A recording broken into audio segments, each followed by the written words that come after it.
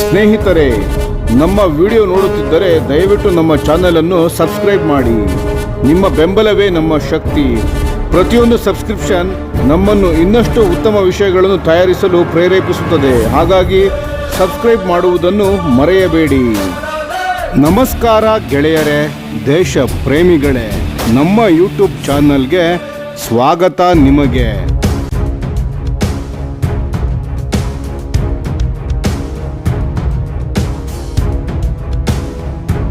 ಭಾರತ ತನ್ನ ದೀರ್ಘ ವ್ಯಾಪ್ತಿಯ ನಿಖರ ದಾಳಿ ಸಾಮರ್ಥ್ಯವನ್ನು ಮತ್ತೊಂದು ಹಂತಕ್ಕೆ ಕೊಂಡೊಯ್ಯಲು ಸಜ್ಜಾಗಿದೆ. ಸುಮಾರು 800 ಕಿಲೋಮೀಟರ್ ವ್ಯಾಪ್ತಿಯ ಬ್ರಹ್ಮೋಸ್ ಅಂದರೆ ಎಕ್ಸ್ಟೆಂಡೆಡ್ ರೇಂಜ್ ಬ್ರಹ್ಮೋಸ್ ಕ್ಷಿಪಣಿಯನ್ನು 2028ರಿಂದ ಸೇವೆಗೆ ಸೇರಿಸುವ ಯೋಜನೆ ಈಗ ರೂಪುಗೊಳ್ಳುತ್ತಿದೆ. ಈ ಕ್ಷಿಪಣಿಯ ಎಕ್ಸ್ಟೆಂಡೆಡ್ ರೇಂಜ್ ಫ್ಲೈಟ್ ಟ್ರಯಲ್ಸ್ ಈಗಾಗಲೇ ನಡೆಯುತ್ತಿವೆ ಮತ್ತು ದೀರ್ಘ ದೂರದ ಹಾರಾಟ ಪ್ರೊಫೈಲನ್ನು ಪರಿಶೀಲಿಸಲಾಗುತ್ತಿದೆ. ಈ ಬ್ರಹ್ಮೋಸ್ ಯೋಜನೆ ಇಂದಿನ ಬ್ರಹ್ಮೋಸ್ ಸೂಪರ್ಸಾನಿಕ್ ಕ್ರೂಸ್ ಮಿಸೈಲ್ ಕುಟುಂಬದ ಮುಂದಿನ ದೊಡ್ಡ ತಂತ್ರಜ್ಞಾನಾತ್ಮಕ ಬೆಳವಣಿಗೆಯಾಗಿದೆ. ಇದು ಭೂಸೇನೆ, ನೌಕಾಪಡೆ ಮತ್ತು ವಾಯುಪಡೆ ಮೂರೂ ಸೇವೆಗಳಿಗೂ ಭಾರತದ ಲಾಂಗ್ ರೇಂಜ್ ಪ್ರಿಸಿಷನ್ ಸ್ಟ್ರೈಕ್ ಕೆಪಬಿಲಿಟಿಯನ್ನು ಗಣನೀಯವಾಗಿ ವಿಸ್ತರಿಸುವ ಗುರಿಯನ್ನು ಪ್ರತಿಬಿಂಬಿಸುತ್ತದೆ. ಈಗಾಗಲೇ ಬ್ರಹ್ಮೋಸ್ ಏರೋಸ್ಪೇಸ್ ಸಂಸ್ಥೆ 450 ಕಿಲೋಮೀಟರ್ ವ್ಯಾಪ್ತಿಯ ಬ್ರಹ್ಮೋಸ್ ಕ್ಷಿಪಣಿ ಉತ್ಪಾದನೆಗೆ ಆರಂಭಿಸಿದೆ. ಇದು ಮೊದಲಿನ 300 ಕಿಲೋಮೀಟರ್ಗಿಂತ ಕಡಿಮೆ ವ್ಯಾಪ್ತಿಯ ಆವೃತ್ತಿಗಳಿಗಿಂತ ದೊಡ್ಡ ಜಿಗಿತವಾಗಿದೆ. ಇದನ್ನೇ ಆಧಾರವಾಗಿ ಇಟ್ಟುಕೊಂಡು ಬ್ರಹ್ಮೋಸ್ ಈಗ ಸುಮಾರು 800 ಕಿಲೋಮೀಟರ್ ವ್ಯಾಪ್ತಿಗೆ ತಲುಪುವ ಗುರಿಯೊಂದಿಗೆ ಅಭಿವೃದ್ಧಿಯಾಗುತ್ತಿದೆ.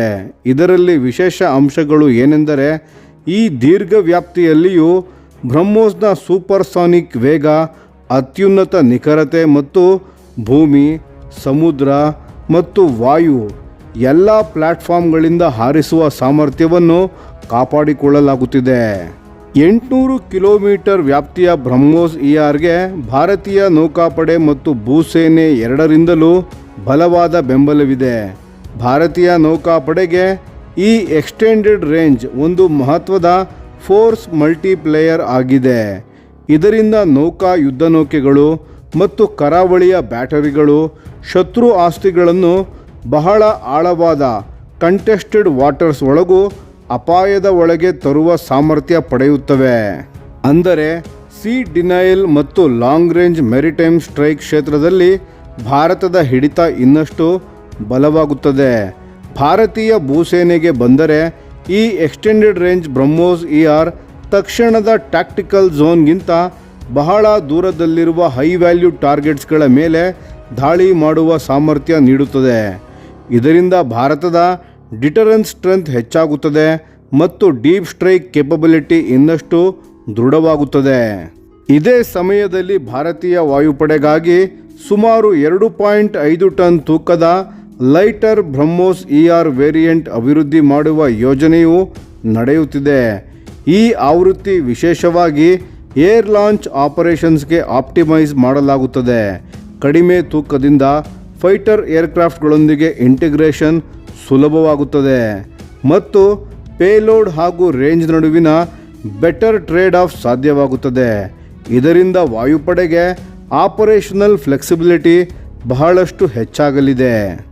ಭಾರತೀಯ ವಾಯುಪಡೆಗೆ ಬ್ರಹ್ಮೋಸ್ ಬಗ್ಗೆ ಈಗಾಗಲೇ ಯುದ್ಧದ ಅನುಭವವಿದೆ. ಇತ್ತೀಚಿನ ಪಾಕಿಸ್ತಾನದ ಜೊತೆಗೆ ನಡೆದ ಸಂಘರ್ಷದ ವೇಳೆ IAF ಹಳೆಯ ಬ್ಯಾಚ್ಗಳ ಬ್ರಹ್ಮೋಸ್ ಏರ್ ಲಾಂಚರ್ಡ್ ಕ್ರೂಸ್ ಮಿಸೈಲ್ಗಳನ್ನು ಬಳಸಿತ್ತು. ಈ ಕ್ಷಿಪಣಿಗಳ ವ್ಯಾಪ್ತಿ ಸುಮಾರು 290 ಕಿಲೋಮೀಟರ್ ಆಗಿತ್ತು. ಈ ಕಾರ್ಯಾಚರಣೆಗಳಲ್ಲಿ ಬ್ರಹ್ಮೋಸ್ ಕ್ಷಿಪಣಿಗಳ ಯಶಸ್ವಿ ಬಳಕೆ ಈ ವ್ಯವಸ್ಥೆಯ ಮೇಲಿನ ನಂಬಿಕೆಯನ್ನು ಇನ್ನಷ್ಟು ಗಟ್ಟಿಗೊಳಿಸಿದೆ. ಇದೇ ಕಾರಣದಿಂದ ಹೆಚ್ಚು ಸಾಮರ್ಥ್ಯ ಹೊಂದಿರುವ ದೀರ್ಘ ವ್ಯಾಪ್ತಿಯ ಏರ್ ಲಾಂಚ್ಡ್ ಬ್ರಹ್ಮೋಸ್ ಆವೃತ್ತಿಗಳ ಅಗತ್ಯತೆ ಮತ್ತಷ್ಟು ಬಲಪಡಿಸಿದೆ. ಪ್ರಸ್ತುತ ಎಕ್ಸ್ಟೆಂಡೆಡ್ ಫ್ಲೈಟ್ ಪ್ರೊಫೈಲ್ಸ್ ಟೆಸ್ಟಿಂಗ್ ನಡೆಯುತ್ತಿರುವುದರಿಂದ ಬ್ರಹ್ಮೋಸ್ ಯೋಜನೆ ಅತ್ಯಂತ ನಿರ್ಣಾಯಕ ಹಂತಕ್ಕೆ ಪ್ರವೇಶ ಪಡೆದುಕೊಂಡಿದೆ.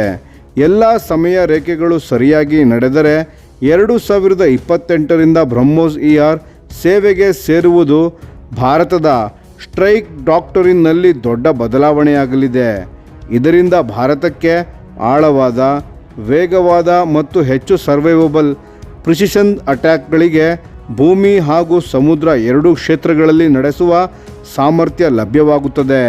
ಇಂದಿನ 450 ಕಿಲೋಮೀಟರ್ ಬ್ರಹ್ಮೋಸ್ ಉತ್ಪಾದನೆ ಮತ್ತು ಭವಿಷ್ಯದ 800 ಕಿಲೋಮೀಟರ್ ಬ್ರಹ್ಮೋಸ್ ERನ ಅಭಿವೃದ್ಧಿ, ಈ ಎರಡೂ ಸೇರಿ ಭಾರತವು multi range cruise missile arsenal ನಿರ್ಮಾಣದತ್ತ ಸ್ಥಿರವಾಗಿ ಸಾಗುತ್ತಿರುವುದನ್ನು ಸ್ಪಷ್ಟಪಡಿಸುತ್ತವೆ.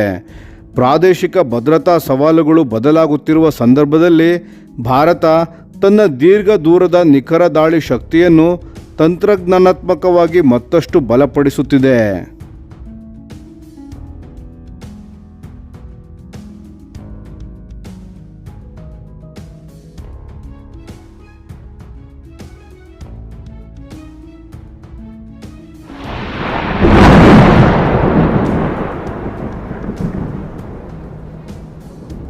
ಈ ವಿಡಿಯೋ ನಿಮಗೆ ಇಷ್ಟವಾಗಿದ್ದರೆ ಲೈಕ್ ಮಾಡಿ ಮತ್ತು ನಮ್ಮ ಚಾನೆಲನ್ನು ಸಬ್ಸ್ಕ್ರೈಬ್ ಮಾಡಿ ಹಾಗೂ ಬೆಲ್ ಐಕಾನ್ ಒತ್ತಿ.